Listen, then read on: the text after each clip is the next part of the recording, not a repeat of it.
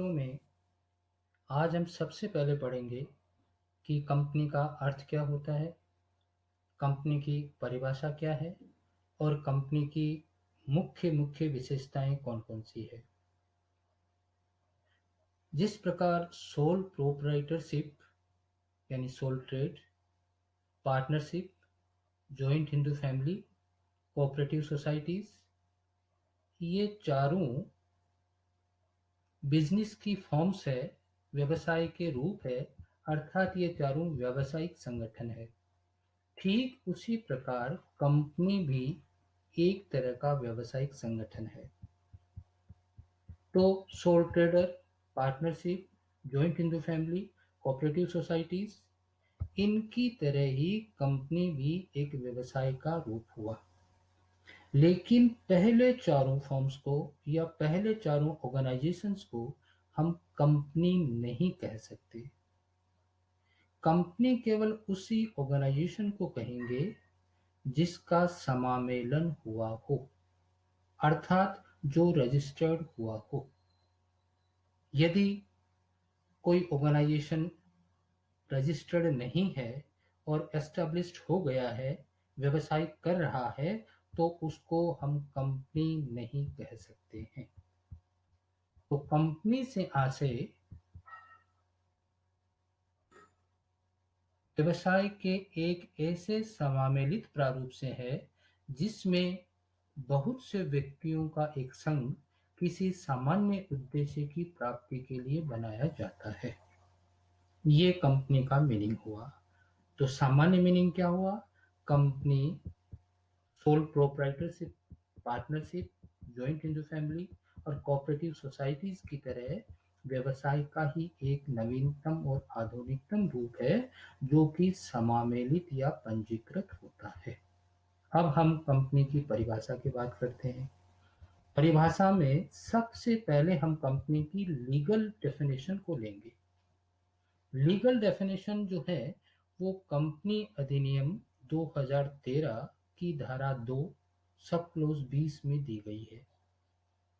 इसके अनुसार कंपनी का आशय एक ऐसी कंपनी से है जो इस अधिनियम के अंतर्गत समामेलित हुई हो या पूर्व के किसी अधिनियम के अधीन समामेलित हुई हो।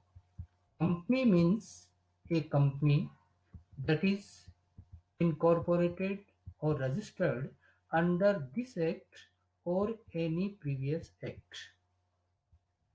इस परिभाषा में यह स्पष्ट है कि कंपनी केवल उसी ऑर्गेनाइजेशन को कहेंगे, कंपनी उसी व्यावसायिक संगठन को कहेंगे जिसका समामेलन या जो पंजीकृत या तो वर्तमान कंपनी अधिनियम 2013 में हुई हो या फिर उसका समामेलन या पंजीयन पूर्व के किसी भी अधिनियम में जो 2013 से पूर्व के जितने भी कंपनी लॉज हैं उनमें किसी भी अधिनियम में उसका पंजीयन या समामेलन हुआ हो, उसी को हम कंपनी कहेंगे। यहाँ इनकॉर्पोरेटेड या रजिस्ट्रेशन का मतलब है कंपनी को वैधानिक अस्तित्व प्राप्त होना। जैसे ही कंपनी का समामेलन हो जाता है, जैसे ही कंपनी को पंजीयन का प्रमाण पत्र मिल जाता है, कंपनी को एक लीगल एंटिटी मिल जाती है, कंपनी का एक वैधानिक अस्तित्व हो जाता है। इसके बाद में हम देखते हैं प्रोफेसर हेने की परिभाषा।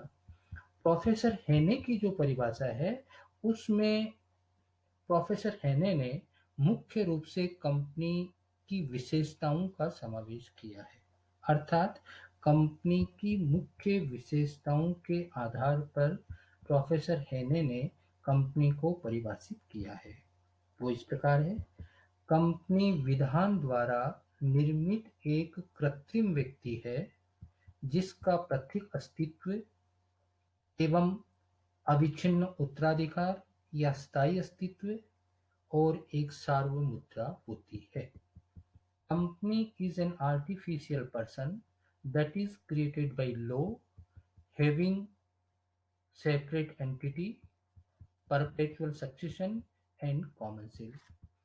ये हेने की परिभाषा है। इससे क्लियर हो जाता है कि हेने ने मुख्य मुख्य विशेषताएं जो है कंपनी की, उनको अपनी परिभाषा में शामिल किया है, जिनको हम एक एक विशेषता को अब एक्सप्लेन करते हैं। हेने ने सबसे पहली विशेषता जो कंपनी की बताई है वो यह है कि कंपनी एक व्यक्ति है। कंपनी इज एन इंडिविजुअल और ए पर्सन।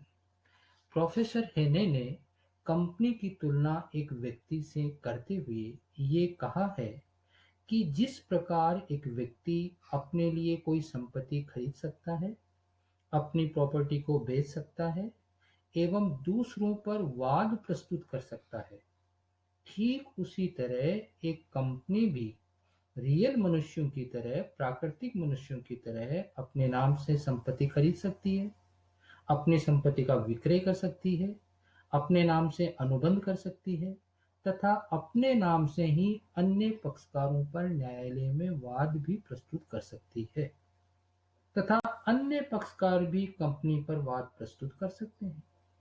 इस तरह इन सभी लॉजिक से ये क्लियर हो जाता है कि एक कंपनी के पास भी उतने ही व्यावसायिक अधिकार एवं दायित्व होते हैं जितने कि एक प्राकृतिक व्यक्ति के।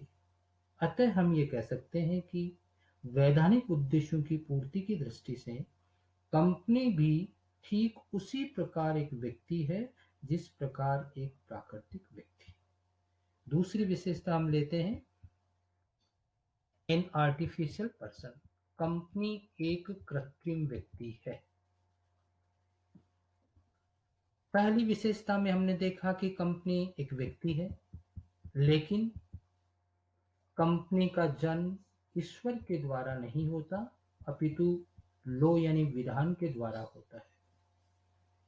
कंपनी अदृश्य एवं अमूर्त होती है। कंपनी की कोई आत्मा नहीं होती है। कंपनी ओथ यानी शपथ नहीं ले सकती है। कंपनी न्यायालय में व्यक्तिगत रूप से उपस्थित नहीं हो सकती है, और यदि कंपनी को न्यायालय में उपस्थित होना पड़े तो कंपनी की ओर से कंपनी के अधिकारी या प्रतिनिधि न्यायालय में जाते हैं। और इसके साथ ही साथ कंपनी की कोई नागरिकता भी नहीं होती है, एवं कंपनी का अंत यानी कंपनी का समापन भी विधान के द्वारा ही होता है। अतः कंपनी एक कृत्रिम व्यक्ति है। तीसरी विशेषता हम लेते हैं अविच्छिन्न उत्तराधिकार या स्थायी अस्तित्व। कंपनी की एक महत्वपूर्ण विशेषता ये भी है कि इसका अस्तित्व स्थायी होता है, अर्थात कंपनी को शाश्वत या अविच्छिन्न उत्तराधिकार प्राप्त होता है। चाहे सदस्य या अंशधारी कंपनी में आए या कंपनी से जाए, कंपनी के अस्तित्व पर कोई प्रभाव नहीं पड़ता है। जैसे कि आप देख रहे हैं कि कंपनी के सभी सदस्य या सभी अंशधारी सबकी एक साथ डेथ हो जाती है, सब इनकेपेबल अयोग्य हो जाते हैं, दिवालिया अधिनियम के द्वारा इंसॉल्वेंट डिक्लेयर कर दिए जाते हैं, या सभी रिटायर यानी सेवानिवृत्त हो जाते हैं, तो भी कंपनी के अस्तित्व पर कोई प्रतिकूल प्रभाव नहीं पड़ता है। इस संबंध में प्रोफेसर गोवेल ने यह कहा है, an incorporate company never dies. गोवेल ने क्या कहा कि एक समामेलित कंपनी कभी मरती नहीं है, केवल ये विधान के द्वारा ही विघटित की जा सकती है।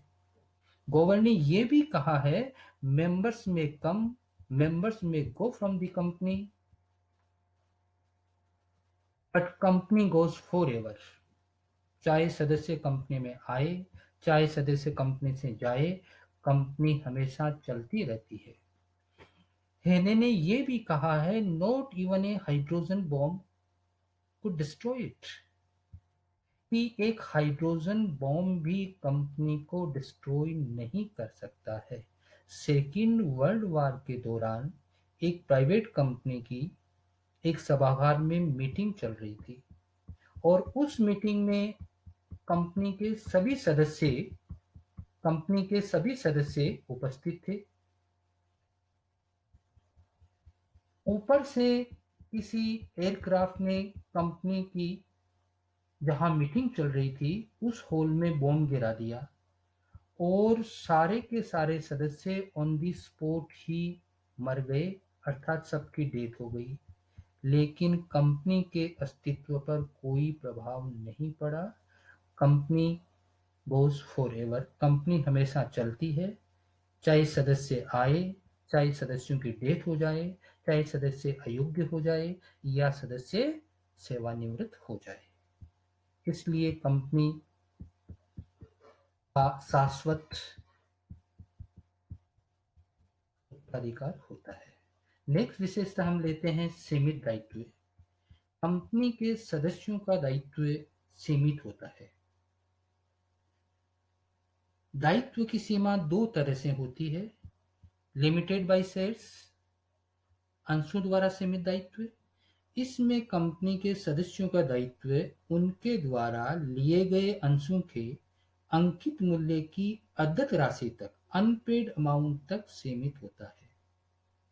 यदि सदस्य ने अंशों का समस्त अंकित मूल्य पहले ही चुका दिया है तो कंपनी उस सदस्य से अब कुछ भी वसूल नहीं कर सकती है। दूसरा है लिमिटेड बाय गारंटी। गारंटी द्वारा सीमित दायित्व में प्रत्येक सदस्य का दायित्व उसके द्वारा दी गई गारंटी की राशि तक सीमित होता है और उसे यह राशि कंपनी के समापन की दशा में चुकानी पड़ती है। तो कंपनी के सदस्यों का दायित्व सीमित होता है। कंपनी की नेक्स्ट विशेषता है लोकतांत्रिक प्रबंध, डेमोक्रेटिक मैनेजमेंट। कंपनी का स्वामित्व एवं प्रबंध अलग अलग हाथों में होता है। कंपनी का स्वामित्व तो अंशधारियों या सदस्यों के पास होता है और कंपनी का प्रबंध संचालक करते हैं। कंपनी को प्रबंधित करने वाले इन संचालकों की नियुक्ति कंपनी के सदस्यों ने अर्थात अंशधारियों ने की है। इनको मैनेजिंग पावर अंशधारियों ने दी है, अर्थात संचालकों के पद पर उनको अंशधारियों ने ही बैठाया है। अतः कंपनी का प्रबंध डेमोक्रेटिक होता है। नेक्स्ट विशेषता है सदस्य संख्या। कंपनी का पंजीयन या समामेलन कराने के लिए एक न्यूनतम संख्या में सदस्य होने चाहिए जो मेमोरेंडम ऑफ एसोसिएशन यानी पार्षद सीमा नियम पर हस्ताक्षर करते हैं। कंपनी अधिनियम 2013 के अनुसार एक निजी कंपनी में यानी प्राइवेट कंपनी में मिनिमम 2 सदस्य होने चाहिए और अधिकतम 200 सदस्य हो सकते हैं और सार्वजनिक कंपनी में न्यूनतम 7 सदस्य होने चाहिए और अधिकतम की कोई सीमा नहीं है। कंपनी की नेक्स्ट विशेषता है कंपनी की एक सार्वमुद्रा होती है, कॉमन सील होती है। कंपनी की सबसे पहली फीचर में हमने देखा था कि कंपनी एक व्यक्ति है, अर्थात एक व्यक्ति की तरह ही कंपनी भी क्रय कर सकती है, विक्रय कर सकती है, अनुबंध कर सकती है, वाद प्रस्तुत कर सकती है, लेकिन इन सब के लिए एक डॉक्यूमेंट को साइन करना होता है, एक डॉक्यूमेंट पर हस्ताक्षर करने होते हैं। और चूंकि कंपनी एक नेचुरल पर्सन यानी रियल पर्सन की तरह साइन तो कर नहीं सकती है, अतः कंपनी के सभी डॉक्यूमेंट्स पर हस्ताक्षर की जगह है, सिग्नेचर की जगह है, कंपनी की कॉमन सील इनग्रेव्ड होती है।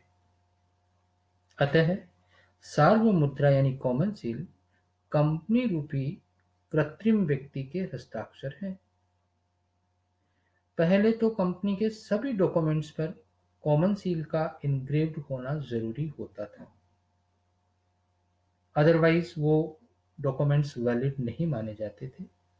लेकिन 2015 में इसमें संशोधन कर दिया गया और अब यदि कोई कंपनी कॉमन सील नहीं रखती है तो डॉक्यूमेंट्स पर कंपनी के 2 संचालकों अथवा एक संचालक एवं एक कंपनी सचिव के हस्ताक्षर होंगे। आज हम बस इतनी ही विशेषताओं का वर्णन करेंगे।